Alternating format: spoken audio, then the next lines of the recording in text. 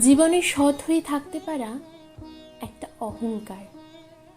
সৎ থেকে যদি আপনি ঠকেও যান, তবুও আপনি দিন শেষে বলতে পারবেন আপনি সৎ ছিলেন।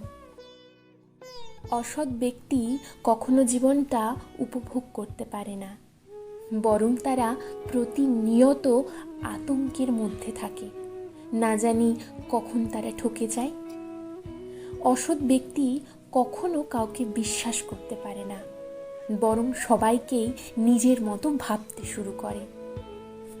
একজন অসৎ ব্যক্তি দেখতে যতই সুন্দরী হোক না কেন, সেই মানুষটা কারো কাছে নিরাপদ নয়, বরং তার ভেতরটা নোংরা।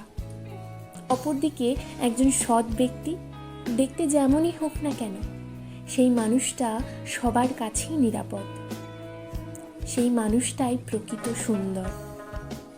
সৎ ব্যক্তির দুর্বলতাকে পুঁজি করে যারা ঠকিয়ে আসছে, তারা কিছুটা সময় নিজেকে বাহাদুর মনে করলেও একটা সময় এসে তারা ঠিকই আফসোস করতে থাকে।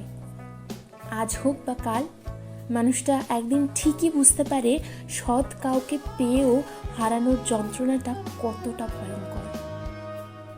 একজন অসৎ মানুষের জীবনে বহু মানুষের আনাগোনা হয়, কিন্তু তারা কেউই সঠিক মানুষকে ধরে রাখতে পারে না, কারণ তারা সৎ চোখ দিয়ে কাউকে কখনো দেখার চেষ্টাই করেনি। যে চোখ দুটো অসৎ, সে চোখ কখনো সৎ কাউকে খুঁজে পায় না।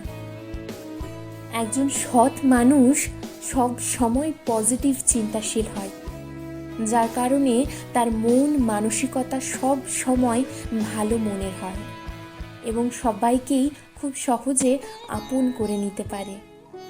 সৎ মানুষ বিশ্বাসী হয়, তারা সব কিছু সহজেই গ্রহণ করতে পারে, বিধায় তারা অসাধারণ। জীবনে বেঁচে থাকতে চাইলে সৎ হয়েই বেঁচে থাকুন। নিজের কাছে নিজের সৎ থাকতে পারাটা অনেক বড় পাওয়া। আপনি সৎ থাকার পরেও যারা আপনাকে ঠকিয়েছে, সেই মানুষগুলোর জন্য কখনো কষ্ট পাবেন না, কারণ আপনার জীবনে এমন কেউ আসবে, সেই মানুষটা হবে ওই অসৎ মানুষগুলোর থেকেও